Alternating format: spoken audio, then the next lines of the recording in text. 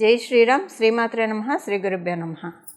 2024 సంవత్సరం జూన్ నెల 30వ తారీఖు నుంచి 2024 సంవత్సరం నవంబర్ 15వ తారీఖు వరకు కూడా నవగ్రహాల్లో ఒక గ్రహానికి సంబంధించిన ఒక ప్రత్యేక గ్రహస్థితి చోటు చేసుకోబోతోంది ఖగోళంలో. ఆ ప్రత్యేక గ్రహస్థితి అందరి కర్మకారకుడైన శనీశ్వరుడు వల్ల ఏర్పడుతోంది. శనీశ్వరుడు వక్రిస్తూ ఉన్నాడు. 30వ తారీఖు నుంచి నవంబర్ 15వ తారీఖు వరకు వక్రగతిలో ఆయన ఉంటున్నాడు. వక్రగతిలో ఆయన ఉండడం వల్ల ద్వాదశ రాశుల వాళ్ళకి ఎలాంటి పరిణామాలు చోటు చేసుకోబోతున్నాయి? శుభ పరిణామాలు చోటు చేసుకోబోతున్నాయా, లేదా ఏదైనా విషయంలో జాగ్రత్తలు సూచిస్తుందా? ఇలాంటి తదితర విషయాలన్నీ కూడా ఒక మేజర్ ప్లానెట్స్ని మనం కన్సిడరేషన్లో తీసుకుంటాం. ఇప్పుడు శనీశ్వరుడు కానివ్వండి, గురుదేవుడు కానివ్వండి, రాహుకేతు దేవుళ్ళు కానివ్వండి, వీళ్ళు నలుగురు ఏదన్నా ప్రత్యేక గ్రహస్థితి అంటే ఇప్పుడు శనీశ్వరుడు గురు భగవానుడు వక్రంలోకి వెళ్ళిన రాశులు మారిన రాహు శనికేతులు వీళ్ళిద్దరూ రాశులు మారినా కూడా డెఫినెట్గా అదొక ప్రత్యేక ఇంపాక్ట్ ద్వాదశ రాశుల వాళ్ళకి, ద్వాదశ లగ్నాల వాళ్ళకి కూడా ఉంటుంది. అసలు ఆ ఇంపాక్ట్ ఏ విధంగా ఉండబోతుంది అన్న విషయాన్ని మనం చూద్దాము. ద్వాదశ రాశుల వాళ్ళకి అసలు శనీశ్వరుడు వక్రగతిలో ఉంటూ ఏ విధమైన స్పెషల్ సిగ్నిఫికెన్స్ని సూచిస్తున్నాడు, ఈ విషయాన్ని ముందు మనం ఒక్కసారి చూద్దాము. కుంభరాశిలో ఉండి స్వస్థానగతుడైన శనీశ్వరుడు వక్రగతిలోకి వెళ్తూ ఉన్నాడు.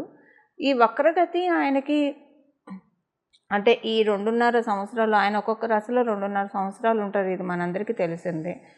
2.5 సంవత్సరాల్లో ఆయన ఇవ్వాల్సినవి ఏదన్నా గుడ్ కర్మాస్ కానీ బ్యాడ్ కర్మాస్ కానీ జనరల్గా అయితే జన్మజాతకంలో ఏదైనా గ్రహం వక్రించి ఉంది అంటే పాస్ట్ లైఫ్లో ఏదైనా ఒక పని సగంలో ఆపేసామని కానివ్వండి, ఏదైనా ఒక డిజైర్ అన్ఫుల్ఫిల్డ్ డిజైర్స్ ఏమన్నా ఉన్నా కూడా ఆ గ్రహం వక్రగతిలోకి వెళ్తుంది. ఇది మనకి పరాశర సంహితలో ఉంది.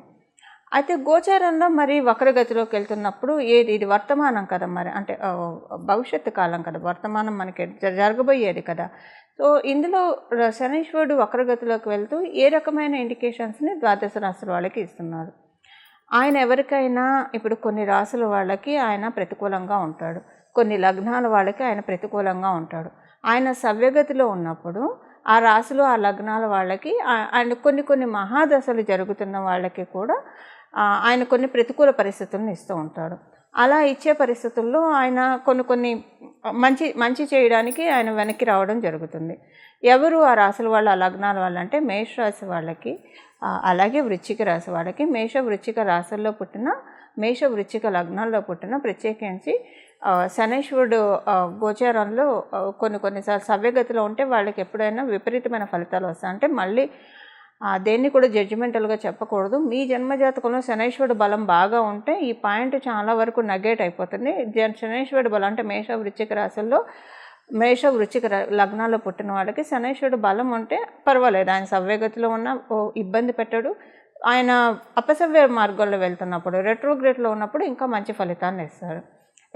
కుజమహాదశ ఎవరికైనా, ఇప్పుడు మంగళ దశ ఎవరికైనా జరుగుతూ ఉందనుకోండి, వాళ్ళకి కూడా సవ్యదశలో ఉన్నప్పుడు ఆయన సవ్యంగా సంచారం చేస్తున్నప్పుడు ఓకే, ఆయన మీ జన్మజాతకంలో శనీశ్వరుడు బలం ఉంటే ఇబ్బంది పెట్టడు, అలాగని పూర్తిగా మంచి కూడా చేయడు. కానీ వక్రగతిలో వెళ్ళేప్పుడు మీకు ఒకవేళ మంగళ దశ జరుగుతూ ఉందనుకోండి, చాలా మంచి ఫలితాన్ని, శుభ ఫలితాన్ని ఇస్తాడు ఆయన. సో ఇప్పుడు ఇంకొక చిన్న క్యాలిక్యులేషన్ చెప్పాలి ఇక్కడ మీకు. మీరు పుట్టినప్పుడు కనుక మీకు జన్మ శనిలో పుట్టిన, లేదా ఏలినాటి శనిలో పుట్టిన, అష్టమ శనిలో పుట్టిన, అర్ధాష్టమ శనిలో పుట్టినా కూడా ఈ ట్రాన్సిట్ మంచి చేస్తుంది. అంటే ఆయన ఇప్పుడు అష్టమ శని, అర్ధాష్టమ శని, ఏలినాటి శని మంచి రిజల్ట్స్ ఇస్తుంది. ఆయన వక్రగతిలోకి వెళ్ళినప్పుడు ఇంకా మంచి రిజల్ట్స్ ఇస్తుంది. అదే మీరు వృశ్చిక రాశి లగ్నాల్లో పుట్టి ప్రత్యేకించి వృశ్చిక రాశి వాళ్ళకి ఇప్పుడు అర్ధాష్టమ శని జరుగుతూ ఉంది. ఈ వక్రంలో వెళ్ళండి, ఈ పర్టికులర్ పీరియడ్ మీకు చాలా మంచి జరుగుతుంది. ఏదైనా పనులు పెండింగ్ ఉండి అవ్వకపోతే అవన్నీ జరుగుతాయి. అవన్నీ నేను రాశుల వారీగా చెప్తాను, బట్ జనరల్గా అవుట్లుక్ ఇస్తున్నాను. ఇదొకటి ఉంటుంది. సెకండ్, మీరు అసలు ఎలా తెలుసుకోవాలి మీరు పుట్టింది గోచారం, మీరు పుట్టినప్పుడు అష్టమ శనిలో పుట్టారా, అర్ధాష్టమ శనిలో పుట్టారా, ఏలినాటి శనిలో పుట్టారా? సహజంగా ఒక రఫ్ ఐడియా, ఎంత జన్మజాతకం తెలిసినా తెలియకపోయినా ఒక రఫ్ ఐడియా అయితే మీకు ఉంటుంది కదా, మీరు ఏ టైంలో ఏ ఇయర్లో పుట్టారన్న రఫ్ ఐడియా ఉంటుంది కదా. ఒకసారి గూగుల్ చేయండి. మీరు పుట్టినప్పుడు మీ రాశి వాళ్ళకి ఏలినాటి శని జరుగుతున్నా, అష్టమ శని జరుగుతున్నా, అర్ధాష్టమ శని జరుగుతుందా, అది ఒకసారి చూస్తే మీకు అసలు గోచారంలో శనైశ్వరుడు మీకు అష్టమ శని, అర్ధాష్టమ శని, ఏలినాటి శనిలో ఉంటే మీరు పుట్టడం కూడా అలా పుట్టితే కనుక చాలా మంచి ఫలితాలను ఇస్తాడు. సో కర్మకారకుడైన శనైశ్వరుడు వక్రగతిలోకి వెళ్తూ అందులో లాభస్థానంలో ఉంటూ ఆయన వక్రగతిలోకి వెళ్తున్నాడు. అంటే దశమ స్థానం మకర రాశి వైపు వెళ్తూ ఉన్నాడు. లాభస్థానంలో ఉంటూ కర్మస్థానం వైపు, దశమ స్థానం అంటే కర్మస్థానం వైపు ఆయన వక్రగతిలోకి వెళ్ళడం ఇప్పుడు ఒక్కొక్కళ్ళకి విడివిడిగా మీ రాశి వాళ్ళకి ఎలాంటి ఇంపాక్ట్ చూపించబోతుంది అన్న విషయాన్ని మనం ఒక్కసారి తెలుసుకుందాం. లాభస్థానంలో ఉంటూ వక్రం అంటే ఆయన 10వ స్థానంలోకి వెళ్తున్నారు. అంటే ద్వాదశ రాశుల వాళ్ళకి మీరు చేసే వృత్తి వ్యాపారాల్లో ఏదో ఒక యోగ్యతను, అంటే మీ యోగ్యతను అనుసరించి ఏదో ఒక మంచి మార్పు ఆయన తెచ్చిపెడతారు. ఇప్పుడు అందరూ చాలామంది మనకి కొంత పాపులేషను వర్కింగ్లో ఉంటారు, కొంత పాపులేషను బిజినెస్ చేస్తూ ఉంటారు, కొంత పాపులేషన్ ఫ్రీలాన్స్ వర్క్స్ చేస్తూ ఉంటారు. మీ అందరికీ ఓకే, ఏదో ఒక మీ యోగ్యతను అనుసరించి మీకు తగు ఫలితాలను ఆయన లాభస్థానంలో వక్రిస్తూ మీకు ప్రసాదిస్తాడు. అయితే ఇప్పుడు కొంతమంది గృహిణీలు ఉంటారు, సీనియర్ సిటిజన్స్ ఉంటారు. మరి వీళ్ళ మాట ఏంటి? చక్కగా గృహిణులుగా వాళ్ళ ధర్మాన్ని, వాళ్ళ కర్తవ్యాన్ని వాళ్ళు నిర్వర్తిస్తూ ఉంటారు. అలాగే సీనియర్ సిటిజన్స్ ఉంటారు.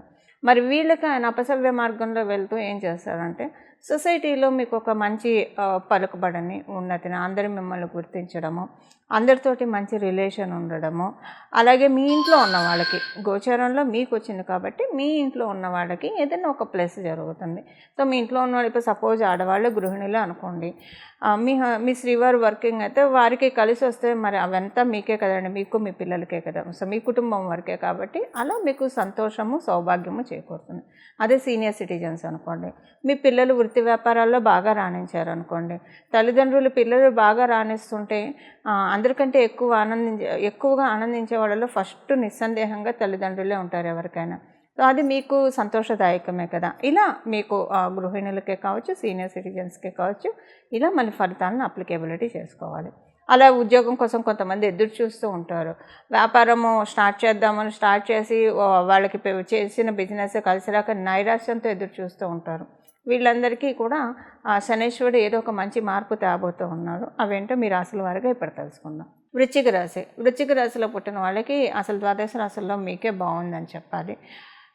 ఎందుకంటే శనైశ్వరుడు అర్ధాష్టమ శనితో ఎక్కువగా పీడింపబడుతూ ఉన్నారు. కానీ అర్ధాష్టమ శని మంచి ఫలితాలనే ఇస్తుంది జనరల్గా అయితే, కానీ మీ రాశి వాళ్ళకి పూర్తిగా అనుకూలం కాదు. కాబట్టి మీకు ఇంట్లో బాగుంటే బయట బాగుండదు, బయట బాగుంటే ఇంట్లో బాగుండదు. అంటే ఏదో ఒక టెన్షన్, బయట టెన్షన్స్ ఎక్కువగా ఉంటే ఇంట్లో అంతా చాలా బాగుంటుంది, ఇంట్లో వాళ్ళ సపోర్ట్ అది ఎక్కువగా ఉంటుంది.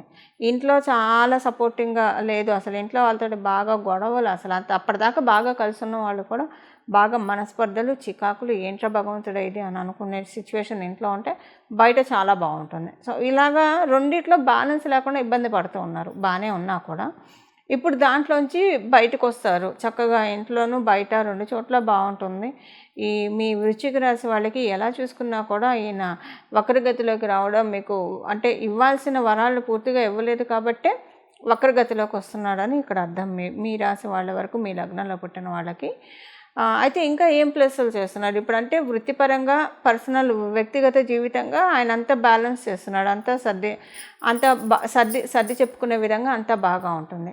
అయితే ఇంకేం విషయంలో బాగుంటుందో చూద్దాము. ఇంకా ఏ విషయాల్లో మీరు చేస్తున్న వృత్తి వ్యాపారాల్లో అనుకూలత ఎక్కువగా ఉంటుంది. వృత్తి వ్యాపారాల విషయానికి వచ్చేప్పటికి ఇక్కడ నేను ఒక పాయింట్ స్పెసిఫిక్గా చెప్పాలి. వ్యాపారం చేసుకున్న వాళ్ళకైతే బాగుంటుంది, కానీ వాళ్ళకంటే ఎక్కువగా ఉద్యోగం చేసుకున్న వాళ్ళకి ఇంకా ప్లస్ అని చెప్పాలి. ట్రాన్సిట్ ఇంకా చాలా శుభ ఫలితాల్ని మీ ఉద్యోగస్తులకి ప్రసాదిస్తూ ఉంది. అనుకొని ఊహించని మార్పులు ఉద్యోగపరంగా, వృత్తిపరంగా ఉంటుంది. సో వృత్తిపరంగానే మనం మాట్లాడుకునేప్పుడు వృత్తి వ్యాపారాలు 2 కూడా వస్తాయి ఇందులో.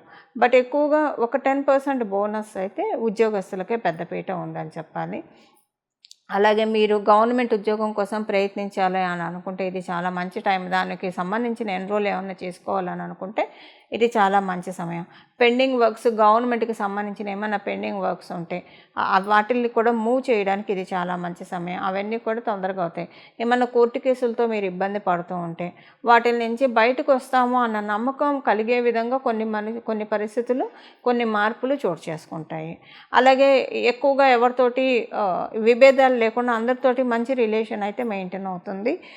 అంటే నలుగురిని కలుపుకుంటూ మన విజయాన్ని సాధించాలి అన్న చందాన మీ విజయం, మీ ప్రోగ్రెషన్ ఉంటుంది. అంటే ఒక మాటలో చెప్పాలంటే మీ ప్రోగ్రెషన్ చూసి మీ చుట్టూ ఉండే వాళ్ళందరూ చప్పట్లు చరిచే వాళ్ళే ఉంటారు. కానివ్వండి, కుళ్ళిపోవడము, అసూయ, ద్వేషానికి రాగం కాదు, ద్వేషానికి లోనయ్యే వాళ్ళైతే ఎవరు ఉండరు.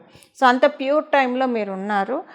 ఇప్పుడు మనం తెలుసుకోబోయే రెమెడీ మీరు ఖచ్చితంగా చేసుకోవాలండి. ఈ ప్యూర్ టైంని ఇంకా కాంక్రీట్ చేసుకోవాలి. ఎందుకంటే ఎప్పుడైనా ప్యూర్ టైం ఉన్నప్పుడు ఇది ఒక అమృత కాలం అని చెప్పాలి. వృశ్చిక రాశిలో పుట్టిన వాళ్ళకి, వృశ్చిక లగ్నంలో పుట్టిన వాళ్ళకి ఇలా మంచి అమృత కాలంలో ఉన్నప్పుడు మనం ఉన్నది కలికాలంలో కాబట్టి కలిమాయ కొంచెం ఇబ్బంది పెట్టే అవకాశం ఉంటుంది. అలా ఇబ్బంది పెట్టకుండా దీన్ని ఇంకా డబల్ స్ట్రాంగ్ చేసుకోవడానికి, మీ జన్మజాతకం బాగోకపోతే దీన్ని ఇంకా డబల్ స్ట్రాంగ్, ట్రిపుల్ స్ట్రాంగ్ చేసుకోవడానికి ఇప్పుడు చెప్పబోయే ఈ పరిహారాన్ని ఖచ్చితంగా ఆచరించండి. చాలా మంచి మార్పులు మీకు. ఎందుకంటే మీరు ఏదైనా ఎఫెక్ట్ అయ్యే ప్లానెట్ ఎక్కువగా ఉందంటే కర్మకారకుడైన శనీశ్వరుడు వల్ల ఎఫెక్ట్ అవుతారు మీ రాశి వాళ్ళు. కథ జడ్జిమెంటల్గా చెప్పకూడదు. మీ జన్మజాతకంలో శనీశ్వరుడు బలం అంటే అప్పుడు ఎఫెక్ట్ ఉండదు, ఎఫెక్ట్ అయితే అవ్వరు. అలాగని పూర్తిగా అనుకూలతలు కూడా ఆయన ప్రసాదించలేడు. ఇప్పుడు అనుకూలతను ప్రసాదించే సమయం, అందులో కుంభరాశిలో ఉన్నాడు. ఒడిచి పట్టుకోండి ఈ అవకాశాన్ని, జారవిడవకుండా చాలా చక్కటి ఫలితాన్ని మరియు చక్కటి యోగవంతమైన జీవితాన్ని అందుకోండి. చూసారు కదండి, మీ రాశి వాళ్ళకి శనీశ్వరుడు వక్రగతిలోకి వెళ్తూ ఎలాంటి ఫలితాన్ని ఇస్తూ ఉన్నాడో. అయితే ద్వాదశ రాశుల వాళ్ళకి, ద్వాదశ లగ్నాల వాళ్ళకి శనీశ్వరుడు మీకు యోగించే స్థితిలో ఉన్నా, యోగించే స్థితిలో లేకపోయినా, సపోజ్ మంగళ దశ జరిగే వాళ్ళకి మీకు శనీశ్వరుడు బలం బాగా జన్మజాతకంలో ఉంటే, ఆయన సవ్యగతిలో ఉంటే పెద్దగా ఇబ్బంది పెట్టడు. అపసవ్య మార్గంలో ఉంటే మటుకు మంచి ఫలితాన్ని ఇస్తాడు.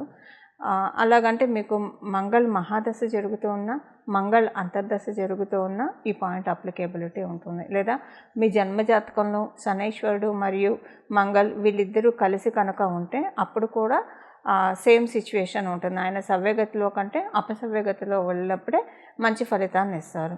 సో ఇవన్నీ అసలు తెలిసినా తెలియకపోయినా శనీశ్వరుడు అపసవ్య గతి మీకు మంచి ఫలితాన్ని తెచ్చిపెట్టాలంటే అయితే ఇప్పుడు మనం ఏ పరిహారం చేయాలి? నేను మొదట చెప్పినట్లు ఇప్పుడు కొంతమంది నిరుద్యోగులు ఉంటారు, ఉద్యోగం కోసం ప్రయత్నిస్తూ ఉంటారు. అలాగే వ్యాపారంలో అభివృద్ధి సరిగ్గా లేకుండా బాధపడుతూ ఉంటారు. అంటే ఉద్యోగం చేస్తూ వాళ్ళ శ్రమని కూర్చి వాళ్ళ ఎఫర్ట్స్ని పెట్టేవాళ్ళు ఉంటారు. వ్యాపారం చేస్తూ వాళ్ళ ఎఫర్ట్స్ని పెట్టి ఓకే వాళ్ళు ఉన్నంతలో సంతృప్తిగా ఉన్నవాళ్ళు ఉంటారు.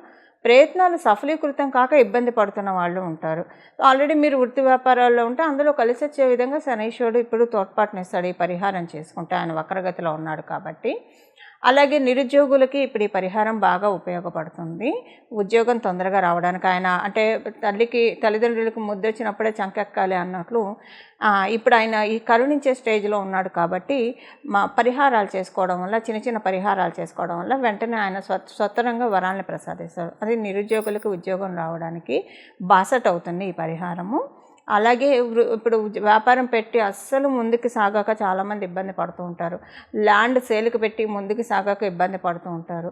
ఏదైనా భూమి కొనాలి, కొంతమంది డబ్బులు కట్టేసి ఉంటారు కానీ ఆ ప్రాపర్టీ కన్స్ట్రక్షన్ మటుకు పూర్తిగా కాదు, అలా ఇబ్బంది పడేవాళ్ళు ఉంటారు. స్థలం లేదా ఇల్లు కొనుక్కోలేక ఇబ్బంది పడుతూ ఉన్నవాళ్ళు, అంటే ఈ ప్రయత్నాల్లో ఉన్న వాళ్ళ వరకు మాత్రమే, ఈ ప్రయత్నాల్లో ఉన్నవాళ్ళు ఈ పరిహారం చేసుకోవడం వల్ల వాళ్ళకి కూడా అవన్నీ సఫలీకృతం అవుతాయి. ఇప్పుడు మనం పరిహారానికి వెళ్దాము. ఈ పరిహారం ద్వాదశ రాశుల వాళ్ళకి, ద్వాదశ లగ్నాల వాళ్ళకి కలిపి అందరికీ కలిపి ఒకటే పరిహారం ఉంటుంది. ప్రతిరోజు భాగవతంలోని గజేంద్ర మోక్ష ఘట్టం చదవడం, వినడం ఇది చేస్తే కనుక మన జీవితంలో ఉన్న కష్టాల నుంచి, దుఃఖాల నుంచి భగవంతుడు, కృష్ణ పరమాత్ముడు మనల్ని గట్టెక్కిస్తాడు. ఈ గజేంద్ర మోక్షము మీరు చదవడం, మీకు బాగా చదివే అలవాటు ఉన్న వాళ్ళైతే చదివేసుకోండి హాయిగా, లేదా వినడానికైనా ప్రయత్నించండి ప్రతిరోజు. కనీసం రోజు కుదరకపోయినా శనీశ్వరుడు వారమైన శనివారం అయినా సరే కనీసం వినడానికి ప్రయత్నించండి. ఈ ఆపర్చునిటీ అస్సలు ఎవ్వరూ మిస్ కాకండి. ఇది చాలా స్వల్పమైన రెమెడీ. భాగవతాన్ని చదవడం వల్ల పెచ్చు పుణ్యం వస్తుంది, బహులాభాలు ఉంటాయి. ఇది మనందరికీ తెలిసిన విషయమే. అందులో గజేంద్ర మోక్ష ఘట్టం వినడం వల్ల ఇందులో మీరు చేయాల్సిందల్లా మీ టైం కొంత కేటాయించాలి. మనకు అసలు భగవంతుడు సమయాన్ని ఇచ్చింది, ఈ జీవితాన్ని ఇచ్చిందే భగవంతుడు. మన పనులు మనం చేసుకుంటూ నిత్య దైనందిన జీవితంలో మన బ్రతికి, మన ఆహారానికి, మన జీవించడానికి కావాల్సినంత సంపాదించుకుంటూ రిమైనింగ్ టైం అంతా భగవంతుడి ధ్యానంలో గడపడానికే మనకి సమయం ఉన్నది. సమయాన్ని జాగ్రత్తగా యూటిలైజ్ చేసుకునే శనైశ్వరుడు డిసిప్లిన్ సూచిస్తాడు. సో ఎవరైతే టైం వేస్ట్ చేయకుండా ఉత్తగా అంటే వ్యర్థ ప్రసంగాలతోటి లేదా చిట్ చాట్ తోటి ఇలా కాకుండా ప్రొడక్టివ్గా టైంని ఉపయోగించుకోవడానికి ప్రయత్నించండి. ప్రొడక్టివ్గా టైం ఉపయోగించుకోవడానికి ప్రయత్నించే వాళ్ళంటే శనీశ్వరుడికి బహుప్రీతులు అవుతారు. వాళ్ళని ఆయన ఇబ్బంది పెట్టాడు, ఎందుకంటే ఆయన క్రమశిక్షణని సూచిస్తాడు కాబట్టి. సో మీ టైం మీరు ఎంత క్వాలిటీగా ఎంత ప్రొడక్టివ్గా యూజ్ చేసుకుంటున్నారో ఇది ఒక చెక్ పెట్టుకోండి. తర్వాత గజేంద్ర మోక్షం వినడానికి ప్రయత్నించండి ప్రతిరోజు కూడా. ఇలా గజేంద్ర మోక్షాన్ని వినడం వలన మీకు అంటే ఏ విషయంలో అయితే నలిగిపోతూ ఉన్నారో ఆ విషయం నుంచి బయటకు వచ్చేస్తారు. అందులో ఇప్పుడు ఆయన కుంభరాశిలో ఉండి వక్రగతిలోకి వెళ్తున్నాడు. ఆయన కుంభరాశి నుంచి మీనరాశిలోకి వెళ్తే మళ్ళీ కుంభరాశిలోకి రావడానికి 30 సంవత్సరాలు పడుతుంది. సో ఇప్పుడు ఉన్నవాళ్ళు చాలా అదృష్టవంతులు అని చెప్పాలి. ఈ రెట్రోగ్రేషన్లో ఉన్నప్పుడు ఈ పరిహారం చేసుకోవడం వల్ల కనీసం ఇక్కడి నుంచి ఒక 6-7 సంవత్సరాల వరకు డోకా లేకుండా మంచి మార్పుల్ని కైవసం చేసుకోవడానికి డెఫినెట్గా గజేంద్ర మోక్షం ఉపయోగపడుతుంది. ఇలా గజేంద్ర మోక్షాన్ని మీరు ప్రతిరోజు చదవడం వినడం, రోజు కుదరని వాళ్ళు కనీసం శనివారం పూట వినడానికైతే వితౌట్ ఎనీ ఫెయిల్ ప్రయత్నించండి. ఆ పెరుమాళ్ళ ఆశీస్సులు మీరు అందరూ అందుకుంటారని చెప్పి తద్వారా అందుకోవాలని చెప్పి నేను కూడా ప్రార్థిస్తూ మీ అందరి తరఫున వాసుదేవుని ప్రార్థిస్తూ మంగళం. నమో భగవతే వాసుదేవాయ.